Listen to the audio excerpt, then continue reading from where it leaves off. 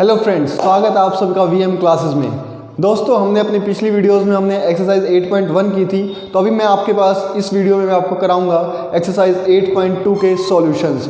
तो आप प्लीज़ इस वीडियो को बिल्कुल लास्ट तक देखिए, और अगर आपको ये वीडियो पसंद आती है तो आप प्लीज़ इसे लाइक कीजिए, शेयर कीजिए और मेरे इस चैनल को सब्सक्राइब कीजिए। दोस्तों सबसे पहले आपके पास इस एक्सरसाइज को सॉल्व करने के लिए आपके पास सबसे पहले इनकी जो वैल्यूज़ है ट्रिग्नोमेट्रिक रेशियोज़ की अलग अलग एंगल्स पे, वो सबसे पहले आपको याद होनी चाहिए। तो एक बार मैं फिर से आपको एक क्विक रिवीजन करवा देता हूँ उस पूरे टेबल की। हमारे पास वैल्यूज़ होती है 0 डिग्री पे, 30 डिग्री पे, 45 डिग्री पे, 60 डिग्री पे और 90 डिग्री पे। हम सबसे पहले बात कर लेते हैं साइन थीटा की। साइन 0 होता है 0, ये होता है 1/2, साइन 45 होता है 1/√2 और साइन 60 होता है √3/2, साइन 90 होता है 1। दोस्तों आपने इस टेबल को कैसे याद करना है ये मैंने अपने फर्स्ट वीडियो में बताया हुआ है। अगर आपने अभी तक वो नहीं देखी है तो आप प्लीज़ उस पर जाइए और उस वीडियो को देखिए, तो आपको ये टेबल याद करने में बहुत आसानी हो जाएगी।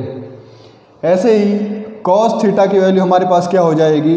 कॉस थीटा की वैल्यू होती है, कॉस 0 पे होती है 1, कॉस 30 होती है √3/2 और ये होती है 1/√2, कॉस 60 होता है 1/2, कॉस 90 होता है 0। ऐसे ही टेन थीटा, टेन 0 क्या होता है 0, 30 डिग्री पे होती है 1/√3, 45 पे 1√3 और इन्फिनिटी। कॉसेक थीटा पे कॉसेक 0 होता है इनफाइनाइट, कॉसेक 30 होता है 2, कॉसेक 45 होता है √2 और ये होता है 2/√3 और कॉसेक 90 होता है 1। सेक थीटा पे सेक थीटा की वैल्यूज़ क्या होती है 1, 2/√3, √2, 2 और इनफाइनाइट। दोस्तों कॉट थीटा पे कॉट 0 क्या होता है आपके पास इनफाइनाइट, ये कॉट 30 होता है √3, 45 पे 1, 60 पे 1/√3 और 90 पे होता है 0। दोस्तों अगर आपने ये टेबल अभी तक याद नहीं किया तो आपको सबसे पहले ये टेबल याद करना पड़ेगा, तभी आप आगे कुछ क्वेश्चंस सॉल्व कर पाओगे। दोस्तों तो ये मैंने एक बार थोड़ा सा क्विक रिवीजन आपको बता दिया है, तो आपको अगर अभी तक याद नहीं हुआ तो आप प्लीज़ मेरी फर्स्ट वीडियो में आप देख के आप वहाँ से इस टेबल को याद करने का बहुत आसान तरीका आप समझ सकते हैं। दोस्तों चलिए हम आगे करते हैं, फर्स्ट क्वेश्चन की तरफ आते हैं।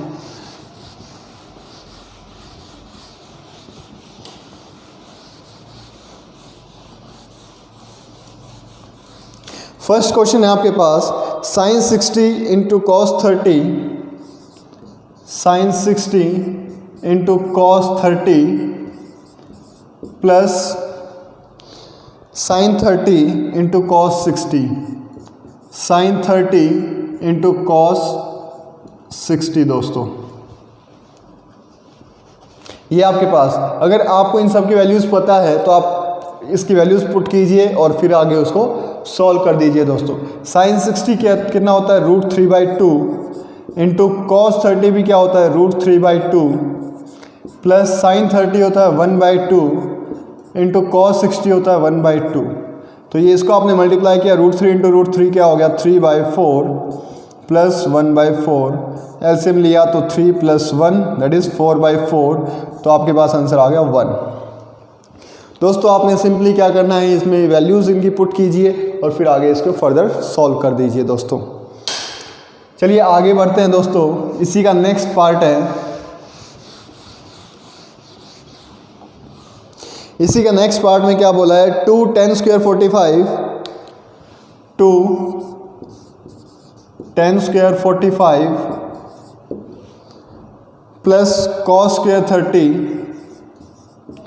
cos² 30 minus sin² 60। तो दोस्तों आपने इनकी वैल्यूज़ पुट करनी है 2 इंटू, देखिए 10² है तो 10 45 की वैल्यू पुट कीजिए और फिर उसका स्क्वायर कर दीजिए। 10 45 की वैल्यू क्या होती है 1, 1 का स्क्वायर करेंगे तो वो 1 ही रहेगा। ऐसे ही cos 30 की वैल्यू पुट कर दीजिए तो होती है √3/2, फिर उसका स्क्वायर कर दीजिए क्योंकि स्क्वायर cos स्क्वायर 30 है, माइनस sin 60 की वैल्यू होती है √3/2, फिर उसका स्क्वायर कर दीजिए दोस्तों। तो ये आपके पास हो गया 2 + 3/4 माइनस 3/4। दोस्तों ये आपस में क्या हो गए, कैंसिल आउट हो गए, क्योंकि एक पॉजिटिव है एक नेगेटिव है, वैल्यू सेम है, तो आपस में कैंसिल आउट हो गए। तो आपके पास आंसर क्या आ गया, 2। आई होप आप सबको ये यहाँ तक समझ में आया होगा। चलिए नेक्स्ट पार्ट पे बढ़ते हैं, थर्ड पार्ट, फर्स्ट क्वेश्चन का ये थर्ड पार्ट। क्वेश्चन में हमें दिया गया है cos 45 अपॉन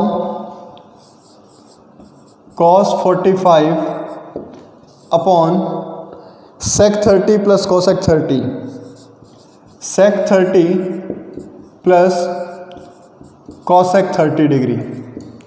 तो cos 45 की वैल्यू हमारे पास होती है 1/√2 दोस्तों, अपॉन में sec 30 हमारे पास कितना हो जाएगा 2/√3, प्लस cosec 30 हमारे पास हो जाएगा 2। तो कुछ नहीं है तो नीचे हमने 1 लगा दिया, तो ये आपके पास क्या हो गया 1/√2, और नीचे क्या है फ्रैक्शन में है तो हमें इसका क्या करना पड़ेगा, डिनोमिनेटर इसका एलसीएम लेना पड़ेगा, तो ये आ गया √3 आ गया दोस्तों। तो अब इसको सॉल्व कर दीजिए, 2 + 2√3। तो अब जो अगर फ्रैक्शन के भी फ्रैक्शन में हो तो नीचे वाले का क्या हो जाता है, रेसिप्रोकल हो जाता है। तो आपके पास आ गया 1/√2 इंटू √3/2 + 2√3। तो √3 अपॉन, आप इसको मल्टीप्लाई कर दीजिए तो ये आ गया 2√2 + 2√6। ये आ गया दोस्तों आपके पास इसका आंसर। चलिए आगे बढ़ते हैं फोर्थ पार्ट की तरफ।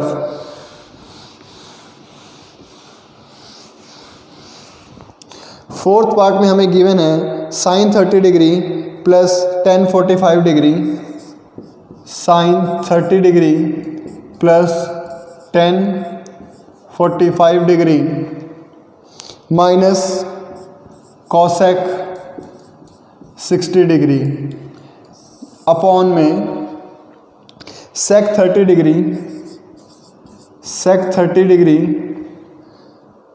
Plus cos 60 degree plus cot 45 degree. दोस्तों ये आपके पास गिवन है, तो आप क्या कीजिए, इन सब की वैल्यूज़ पुट कर दीजिए। sin 30 क्या होता है 1/2 प्लस tan 45 होता है 1 माइनस cosec 60 क्या होता है आपके पास 2/√3 divide by sec 30 degree 2/√3 plus cos 60 होता है 1/2 प्लस cot 45 होता है आपके पास 1। तो ये आ गया दोस्तों। अब आपने क्या करना है, इसके नीचे कुछ नहीं है तो 1 लगा लीजिए ताकि इसका एलसीएम लिया जा सके। तो इसका एलसीएम कितना आ गया आपके पास 2√3। तो 2 से 2 कैंसिल हो गया तो √3 × 1 √3 प्लस 2√3 माइनस 4, क्योंकि √3 से √3 कैंसिल हो गया तो 2 बच गया, 2 × 2 4 हो गया दोस्तों। डिवाइड बाय नीचे भी इसका एलसीएम ले लीजिए तो ये आ गया 2√3। तो √3 से √3 कैंसिल हो गया तो 2 बच गया, 2 × 2 = 4 प्लस √3 प्लस 2√3। तो दोस्तों अब यहाँ पे क्या बच गया आपके पास, देखिए 2√3 से 2√3 कैंसिल आउट हो जाएगा, तो आपके पास क्या बच गया 3√3, क्योंकि √3 प्लस 2√3 कितना हो गया 3√3 माइनस 4 डिवाइड बाय 3√3 प्लस 4। अब नीचे अगर रूट में आ जाए तो आपने क्या करना होता है, उसका रेशनलाइज करना होता है। तो 3√3 प्लस 4 डिवाइड बाय 3√3 प्लस 4। तो क्या बन गया ये, सॉरी माइनस,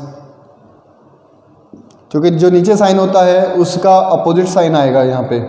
तो ये क्या बन गया, ऊपर वाले का होल स्क्वायर बन गया। तो 3√3 - 4 का होल स्क्वायर, तो 3√3 का स्क्वायर कितना हो गया दोस्तों, 27। 27 प्लस 16 माइनस 24√3 डिवाइड बाय, नीचे क्या बन गया, a + b × a - b। तो ये क्या होता है, a² माइनस b स्क्वायर होता है दोस्तों। तो 3√3 का स्क्वायर माइनस 16, तो 27 माइनस 16 दैट इज 11। तो अब यहाँ से आपने इसको सॉल्व किया तो 43 माइनस 24√3 डिवाइड बाय 11, ये आपके पास इसका आंसर आ गया दोस्तों। तो चलिए फ्रेंड्स आगे बढ़ते हैं, दैट इज 5th पार्ट की तरफ।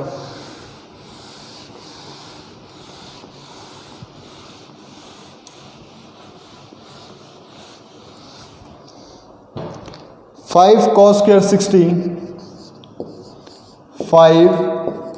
60 plus 4 sec square 30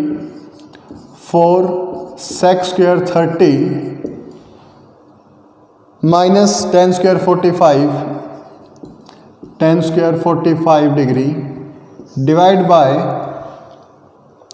sin square 30 plus cos square 30, sin square 30 degree plus cos square 30 degree. तो देखिए फ्रेंड्स, अब आपने क्या करना है, इसमें वैल्यूज पुट करनी है। तो 5 × cos 60 डिग्री की वैल्यू आपके पास क्या होती है, 1/2। तो 1/2 का आपने क्या करना है, होल स्क्वायर। तो क्या बन गया, 1/4 प्लस 4 × sec 30 आपके पास क्या होता है, 2/√3। तो आपने क्या करना है, उसका स्क्वायर करना है। तो 2/√3 का स्क्वायर करेंगे तो आपके पास क्या आ गया, 4/3।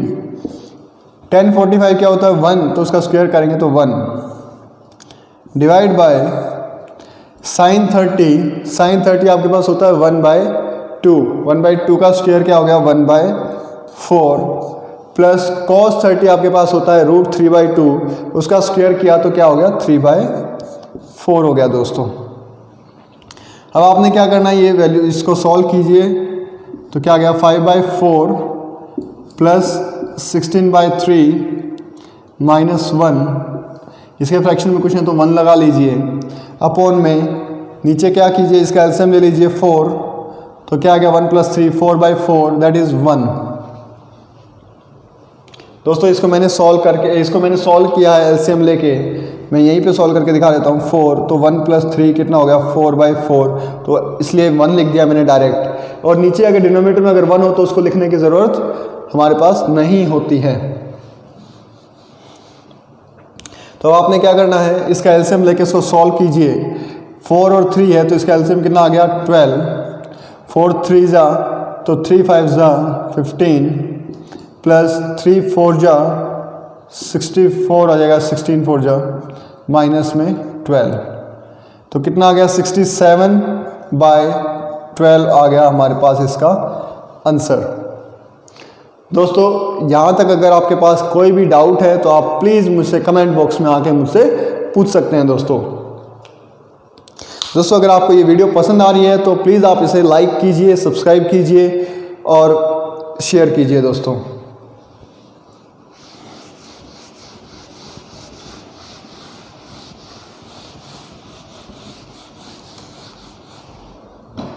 चलिए नेक्स्ट क्वेश्चन की तरफ बढ़ते हैं। Choose the correct option and justify your choice.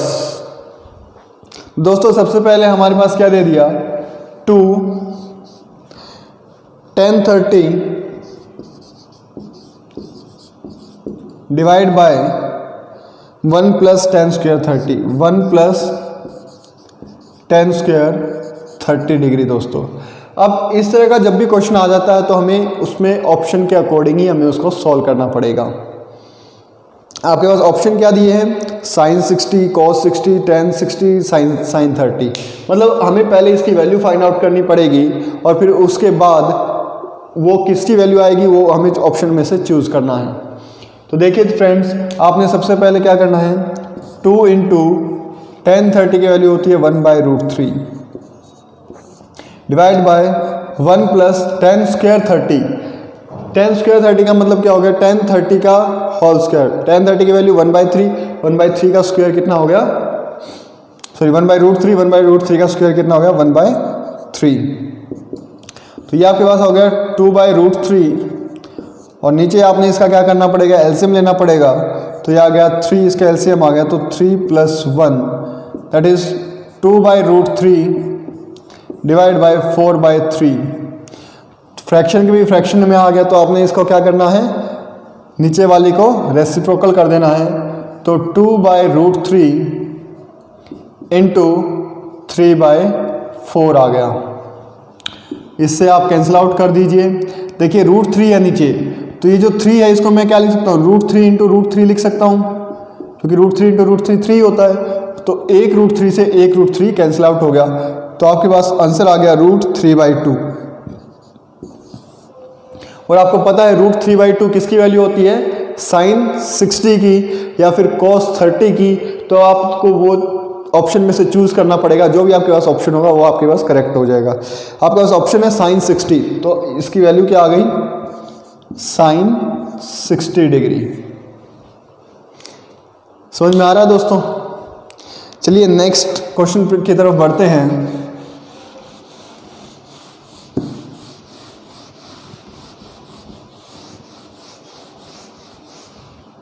Next question में हमारे पास है 1 - 10 square 45 upon 1 + 10 square 45। 1 - 10 square 45 divide by 1 + 10 square 45। तो फ्रेंड्स आपने वैल्यू पुट करनी है, तो 1 - 10 45 की वैल्यू आपके पास क्या होती है 1 का स्क्वायर करेंगे तो क्या आ जाएगा 1 डिवाइड बाय 1 प्लस में 1045 की वैल्यू 1 का स्क्वायर किया तो 1, तो आपके पास ये आ गया 0/2। तो आंसर क्या आ गया आपके पास 0। तो आपके पास ऑप्शन क्या हो गया इसमें, डी ऑप्शन हो गया फ्रेंड्स। चलिए आगे बढ़ते हैं। नेक्स्ट क्वेश्चन है आपके पास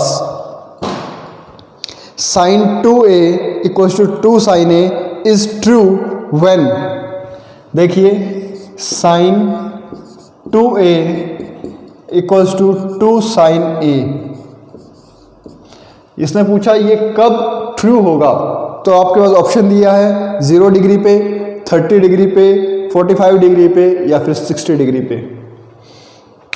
तो दोस्तों अब आप इसको सॉल्व कर सकते हैं। ऑप्शन में जो आपको दिया हुआ है वो एंगल आप इसमें पुट करके देख सकते हैं। सबसे पहले आपके पास क्या है 0, तो दोस्तों मैं अगर 0 पुट कर देता हूँ तो साइन ए की वैल्यू जो एंगल है हमारे पास उसके 0 पुट कर दूँ तो ये क्या बन गया 0 हो गया, क्योंकि 2 × 0 0 ही हो गया। तो 2 इंटू ये क्या हो गया साइन 0। साइन 0 की वैल्यू क्या होती है 0 और यहाँ पे साइन 0 की वैल्यू 0, तो 2 × 0 0। तो LHS = RHS आ गया कब, जब मेरे पास क्या था एंगल क्या था 0। तो ये इसका ऑप्शन क्या हो गया ए हो गया, क्योंकि ये 0 पुट करने पे ये सेटिस्फाई कर रहा है। अगर 0 पे नहीं करता तो हम कोई और एंगल पुट करके देखते अपने ऑप्शन में से। चलिए फ्रेंड्स आगे चलें।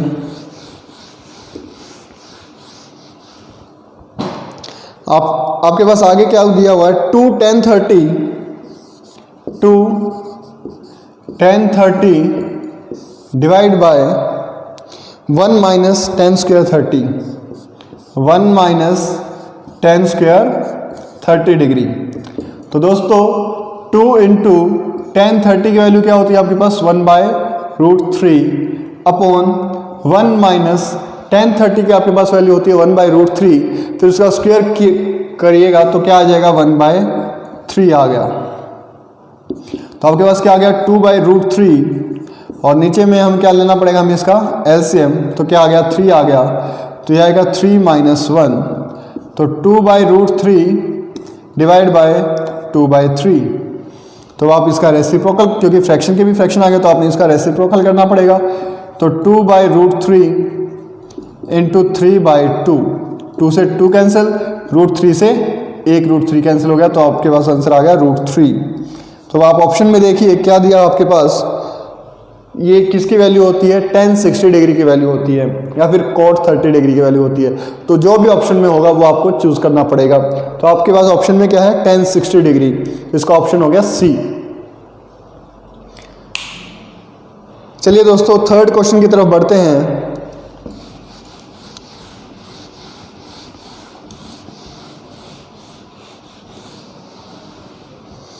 थर्ड क्वेश्चन में आपके पास क्या दिया हुआ है, tan a + b = √3, tan a + b = √3 और tan a - b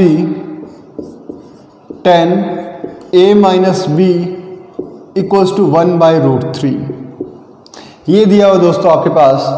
तो आपने क्या करना है, देखो मैंने पहले ही बताया था कि हम जो फंक्शन है, जो आपके पास ट्रिग्नोमेट्रिक रेशियो है, आप उसको किसी एक नंबर के साथ कंपेयर नहीं कर सकते। आप ट्रिग्नोमेट्रिक रेशियो को ट्रिग्नोमेट्रिक रेशियो के साथ ही कंपेयर करोगे। तो इस जो ये √3 है, इसको मैं tan की फॉर्म में लिख सकता हूं। देखिए tan a + b = मेरे पास क्या हो जाएगा, tan 60 डिग्री भी तो लिख सकता हूं, जो भी tan 60 क्या होता है मेरे पास, √3 होता है दोस्तों। ऐसे ही इसको मैं क्या लिख सकता हूँ, tan of a - b जो है उसको मैं क्या लिख सकता हूँ, tan 30, क्योंकि tan 30 की वैल्यू क्या होती है, 1/√3।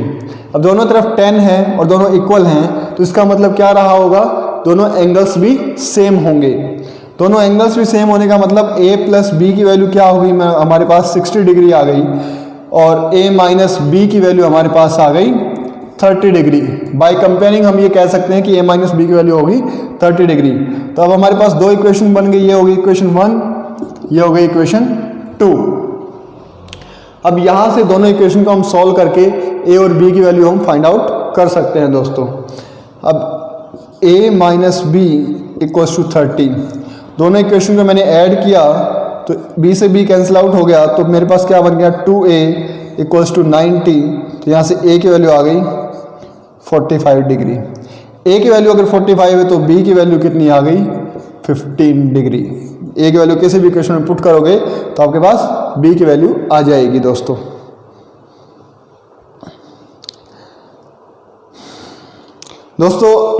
नेक्स्ट क्वेश्चन है आपके पास, state whether the following are true और फॉल्स। तो आपको बताना है कि sin a + b = sin a + sin b, ये दोनों बराबर होते हैं। आपसे ये पूछा गया कि क्या ये सही है या गलत है। तो दोस्तों ये आपने 11th क्लास में पढ़ना है, sin a + b क्या होता है, sin a - b क्या होता है। लेकिन फिलहाल के लिए आप ऐसे समझिए कि अगर मैं इस a और b की कोई भी वैल्यू ले लूँ तो देखते हैं कि क्या वो इसको सेटिस्फाई करती है या नहीं। मैंने a की वैल्यू ले ली 30 डिग्री और b की वैल्यू ले ली मैंने 60 डिग्री दोस्तों। अगर ये इस तरीके से है तो इनको क्या होना चाहिए, ये LHS = RHS होना चाहिए। तो देखते हैं ये दोनों बराबर है या नहीं। अगर मैं यहाँ पे कर दूँ sin 60 + 30 कर दूँ तो क्या बन गया, ये sin 90, और sin 90 की मेरे पास वैल्यू क्या होती है, 1। तो इसका मतलब इसकी वैल्यू भी क्या आनी चाहिए, 1 आनी चाहिए दोस्तों, तभी तो ये दोनों बराबर हो पाएंगे। अब मैं यहाँ पे इनकी वैल्यूज पुट करता हूँ, तो sin 30 + sin 60 डिग्री, तो यहाँ पे sin 30 की वैल्यू आपको पता है क्या होती है, 1/2, और sin 60 की होती है √3/2, तो आ गया 1 + √3/2। इसका एलसीएम लिया तो इतना आ गया। तो क्या ये दोनों बराबर हैं, नहीं है दोस्तों।